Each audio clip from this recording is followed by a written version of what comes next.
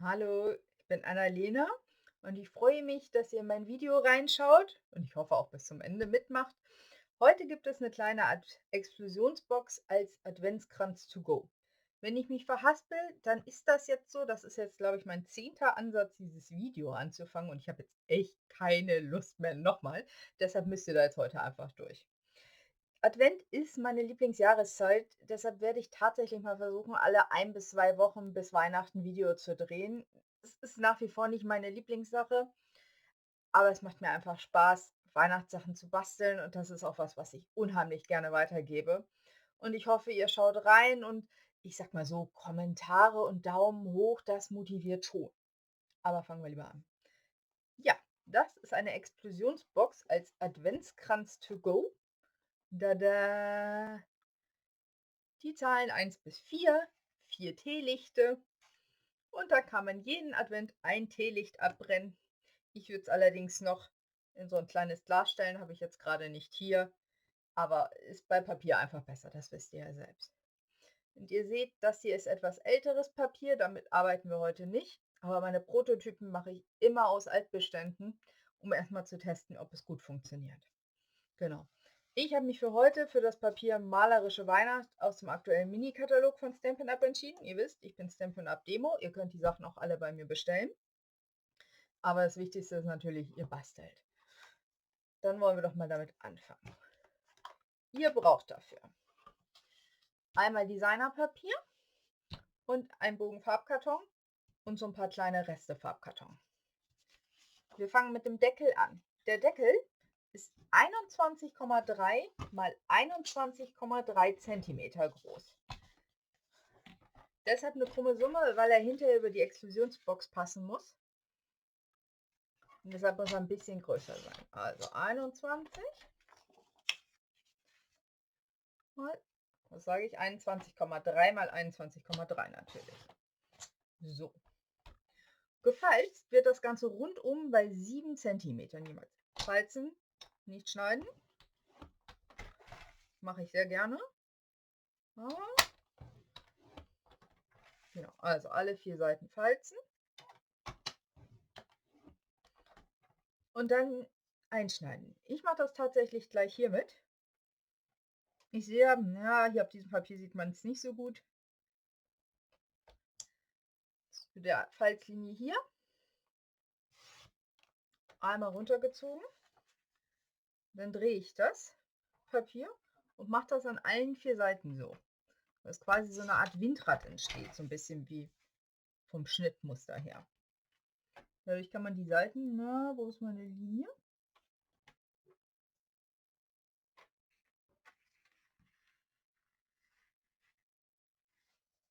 So, ohne Falzlinie sein. Okay, hier ist keine Falzlinie. Jetzt ist sie wieder da. Ja, jetzt sehe ich sie auch wieder. Ihr seht, auf dem Papier ist das nicht so schön. Wenn ihr das nicht gerne mit Falzbrett macht, mit der Schere funktioniert genauso gut. Ich mag nur inzwischen die wirklich präzisen, geraden Schnitte einfach hiervon.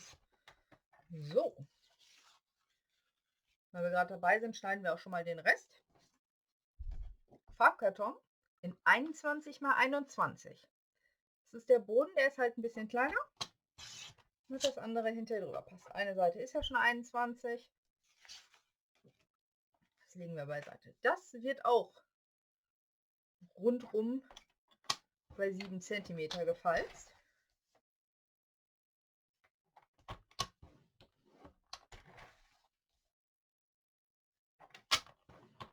Das ihr also ziemlich gut merken. So, 4. Seite. Und dann falzen wir nochmal. Ich lege das mal so ein bisschen mittiger. Oh, ein bisschen meine Haare weg. Falzen wir nochmal die Kanten. Dafür die Ecken. Oh, das hier unten sieht man nicht. Wirklich genau auf diese Nut legen. Mit dem Falzbein, Falz, was auch immer. Einmal hier auf das Kreuz, wo die beiden sich treffen. Und falzen. Und das oben und unten. dann das Papier einmal drehen und an den anderen beiden Ecken auch noch mal machen. Wirklich genau gucken, dass die Ecken auf der Nut liegen, damit das eine schöne gerade Kante gibt, was ist sonst nachher beim Falten etwas blöd. So. Gucken, ob man das so sieht. Ja. Genau. Einmal bei 7 rundherum gefalzt, dann die Ecken quer. Und jetzt schneiden wir die Ecken noch ab, weil wir sie gar nicht so lang brauchen. Dafür die eine 7er Linie, die andere 7er Linie, jeweils beide wieder auf die Nut und abgeschnitten. Ich habe es bei meiner Teamleiterin Angela Köber gelernt, dass man es schön in der Mitte ansetzt, sonst franzt das so ein bisschen. Das lässt sich auch wirklich besser schneiden, finde ich. So, also nochmal diese beiden Faltlinien. Falt. Schön auf der Nut ausrichten. Das Papier nicht wegwerfen, das könnt ihr hinterher noch mal gut gebrauchen, wenn es um die Zahlen geht. Da kann man perfekt die Zahlen ausstanzen. So, für innen, das nicht, brauchen wir noch 4 mal 6,5. Also 4 Teile in 6,5 cm.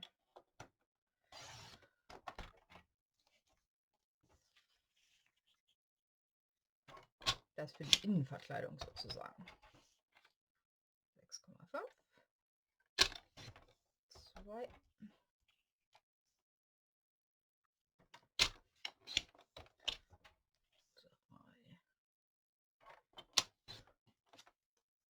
4. So. An Schneiderarbeit war es das eigentlich auch schon. Können wir auch schon kleben. Fangen wir wieder mit dem Deckel an. Die Seite, die wir nach außen haben wollen, das ist in meinem Fall diese hier, legen wir nach unten und einmal schön alle Kanten nachgefalzt. Kann man auch machen, bevor man es einschneidet. Ich habe da keine Präferenz. Ich schneide eigentlich nach. Ich schneide schon lieber erst, weil sonst ist das mir immer so ein bisschen. Das steht immer so hoch und dann ist auch nicht.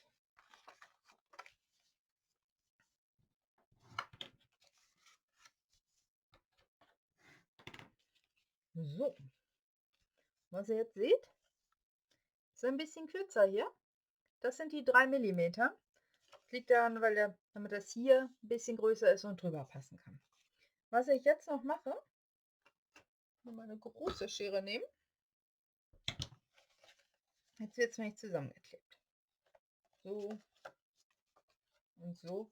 Und weil es bei mir hier, das, was ich innen reinlege, immer ein bisschen übersteht hier. Gucken, ob man das so sieht. Naja, nicht wirklich. Ganz leicht. Schneide ich hier ganz leicht an der Außenkante das ab. Also das Zweierelement, das, was das Flügelchen ist, ganz leicht angeschrägt. Und wenn ich hochstelle, steht es hier oben nicht mehr über. So, das mache ich einmal schnell an allen 4 Seiten. Also es ist wirklich nur minimal, was ich da abschneide. Das seht ihr ja auch hier an meinen Fitzelchen, die auf dem Schreibtisch liegen. Muss man auch nicht machen. Ich mache es einfach aus optischen Gründen, weil es mir besser gefällt. So, dann kleben wir das mal. Hoffen wir mal, dass der Tombow noch voll genug ist. Ich kenne das Drama ja schon. Das ist selten voll. Doch gar nicht so viel drauf. Ich nehme einfach Tombow in diesem Fall, damit ich hier die Kanten wirklich schön aufeinander legen kann. Leg's flach hin. Sieht man nicht, ne? Wegen der gefalteten Kante. Drück's fest und auf zur nächsten Seite. Also ihr seht, das ist eine Bastelei, die geht unheimlich schnell, sieht aber ganz toll aus. Finde ich, ist eine wunderschöne Sache zum Verschenken. Für Omas, für Tanten, für Freunde, die nicht so eine große Wohnung haben, die einfach nicht so auf große grüne Kränze stehen.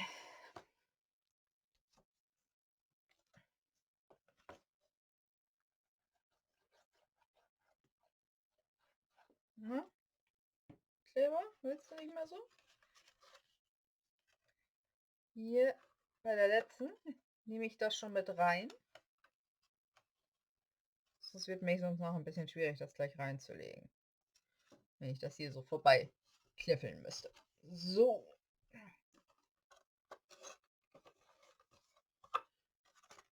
Ihr seht, eine Seite ist noch offen, die lege ich mir jetzt hier nach innen.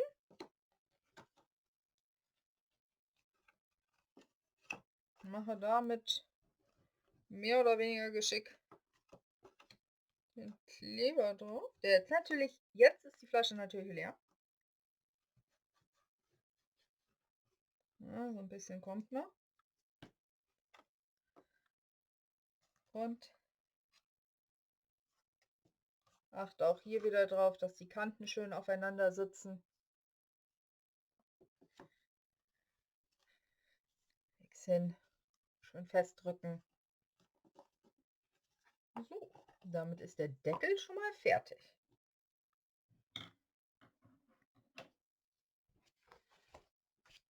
Und für den Boden brauchen wir tatsächlich keinen Kleber. Alle Faltlinien, die da sind, werden einmal gefalzt. Also einmal die 7 cm Linien, die wir ganz am Anfang gemacht haben. Und dann haben wir noch die Querlinie.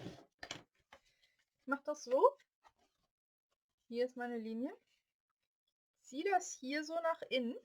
Ich hoffe, das sieht man gut. Und lege es. Na, da ist natürlich meine Hand weg. Also. Ziehe das nach innen. Ich zeige das gleich nochmal an der nächsten Kante. Und lege es dann hier rüber. Dann ist da so ein Dreieck drin gefaltet. Und man kann es festmachen. So, machen wir es mal an der nächsten Seite. Die Hand aus dem Weg nehmen. Hier einfach die Seite nach innen ziehen. Dann klappt die sich so von selbst quasi schon ein. Man hat das Dreieck drin und man muss nicht hier so komisch klingen.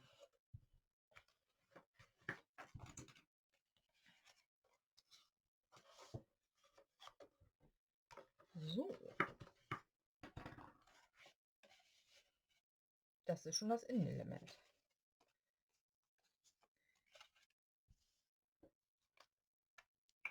Das bekleben wir jetzt auch natürlich wieder nicht. Dann nehmen wir halt doppelseitiges Klebeband. Mag ich eh lieber.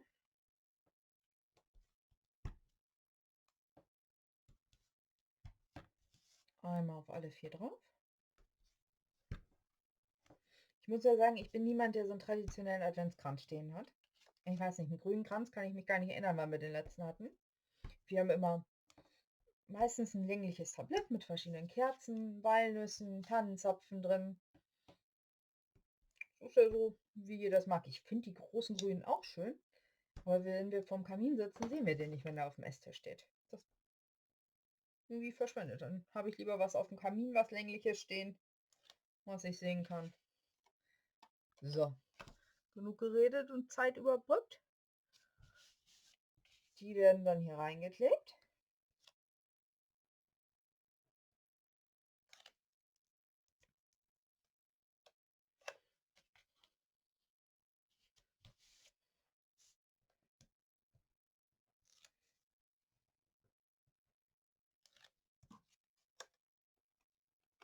Ich achte jetzt schon so ein bisschen drauf, dass sie so ein bisschen irgendwie, wie ich denke, schön nach innen ausgerichtet sind.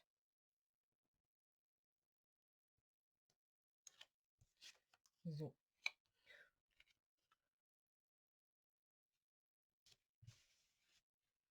Ich zeige das nochmal hier an diesem hier. Hier sieht man, auf dem grünen Papier kommen die Zahlen natürlich hervorragend kann man die einfach toll sehen, zum Vorschein, das wollte ich sagen. Aber wenn ich hier jetzt meine Zahlen drauflege, ich habe die hier, die sieht man ja überhaupt nicht. Deshalb Könnt ihr einen Kreis ausstanzen oder was. Ich nehme jetzt meine Dreiecke. Habe die ja schon vorgefaltet. Habe also hier eine schöne Schnittlinie. Halbiere mir die. Klebe das nochmal mit so ein bisschen Abstand hier unten in die Ecken. Nehme ich mal ein bisschen anderen Kleber. Ja, klebt. Und da setze ich dann gleich die Zahlen drauf. Nee, komm her, kleine zwei. Die Zahlen habe ich übrigens mit dem, ich suche mal gerade, das Stempelset, nicht, Stempelset, Stammset ist heute nicht meins.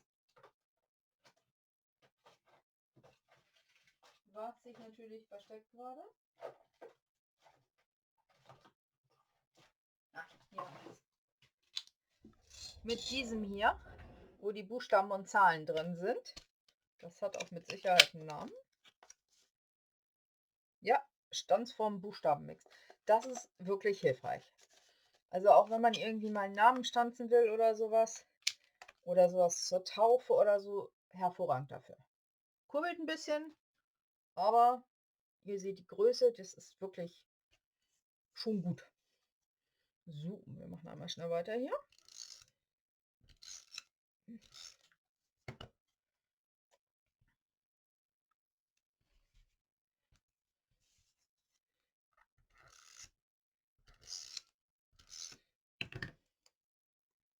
Muss ich mir das selber drehen, damit ich weiß, wie rum meine Ecke soll. Wollen die ja gleichmäßig ausgerichtet haben. Und ich setze jetzt nicht ganz auf die Ecke. Es wäre mir einfach zu viel Rot auf Rot. Ja, das geht so ein bisschen unter, deshalb setze ich das ein bisschen höher.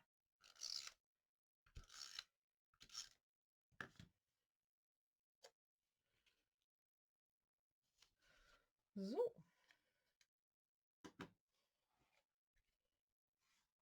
Und dann kommen auch schon die Zahlen.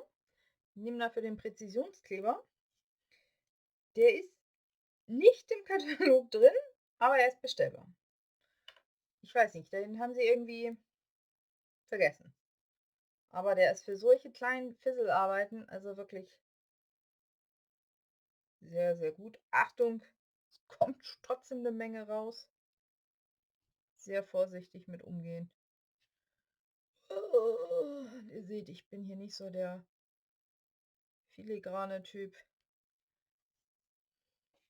Schon fast ein bisschen viel Kleber, seht ihr zum Glück nicht. So, die 1.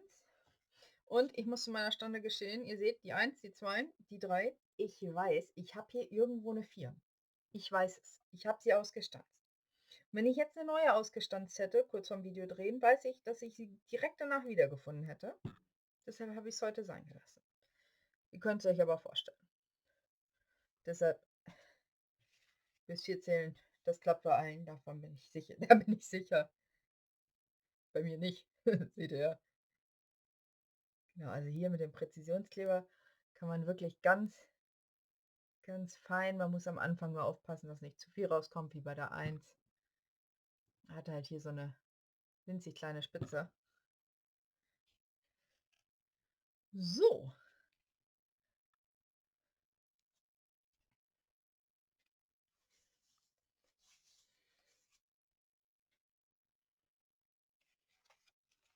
Und schon ist es fertig.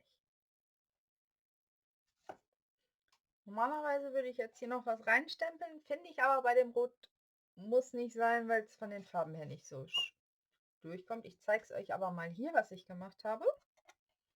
Ich habe den Kranz hiervon von dem Set Schöner Kranz genutzt und die Beeren sind aus dem Christmas Season, wo die Tannenzapfen bei sind. Finde ich, kann man auch ganz schön machen. Aber hier, das lasse ich so. Das gefällt mir. Dann kommen unsere 4 Kerzen rein. Ihr könnt das auch anders füllen, wie ihr wollt. Deckel außen drauf. Fast fertig. Wir machen jetzt mal unsere Kleber alle zu. Der hat hier oben so eine Spitze. Hat er gerade sogar fokussiert. Die muss hier irgendwie rein. oder auch nicht. Das mache ich später.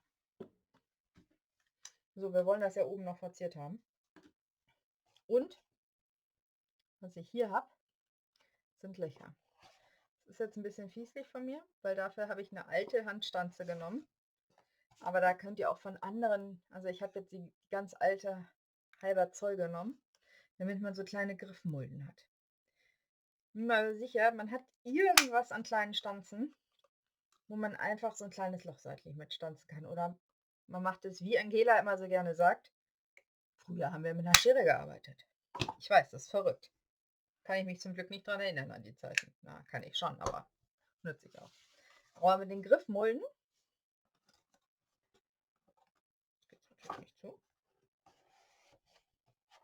Hier kann man das Mech viel leichter auf und zu machen. So, dann habe ich es noch verziert. Und zwar habe ich dafür die ovale Handstanze mit diesen beiden Ovalen genommen. Das habe ich schon fertig, das ist der untere Teil. Und dafür habe ich auch das Winterzauber hier raus.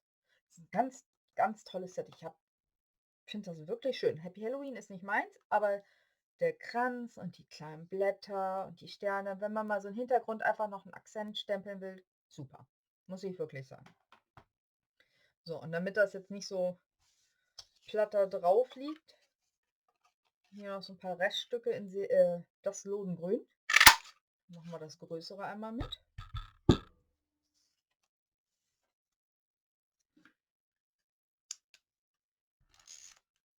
Mal kurz draufgeklebt. Das kommt dann nämlich gleich hier so drauf. Hebt sich nämlich ein bisschen schöner ab.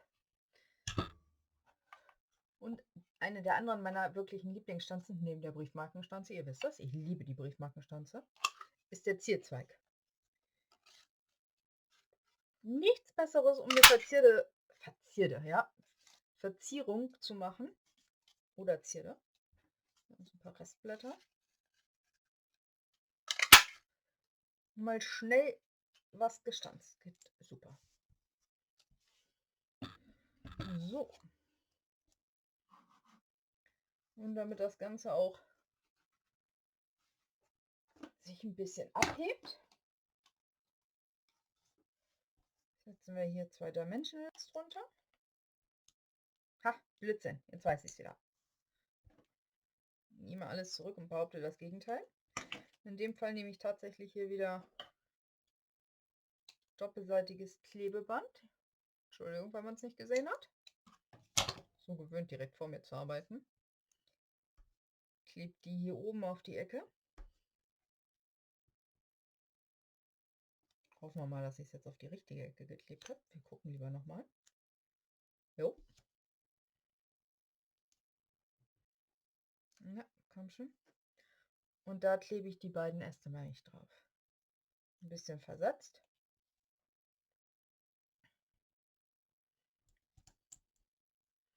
Und dann nehme ich mir nicht die großen Dimensionals, sondern die kleinen. Passen dann nämlich wunderbar 4 Stück außen rum.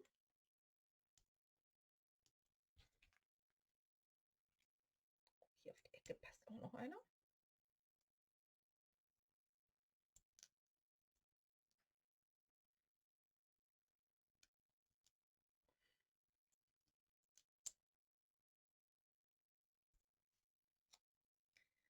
So. Dann setze ich das hier oben drauf. Und fertig ist die Explosionsbox mit dem Kranz to go. Ich hoffe, es hat euch genauso viel Spaß gemacht wie mir. Ich hoffe, ihr bastelt es auch nach und man konnte es gut verstehen. Die Maße stehen unten drin. Und ich freue mich, wenn ihr beim nächsten Video wieder einschaltet. Bis dann. Tschüss.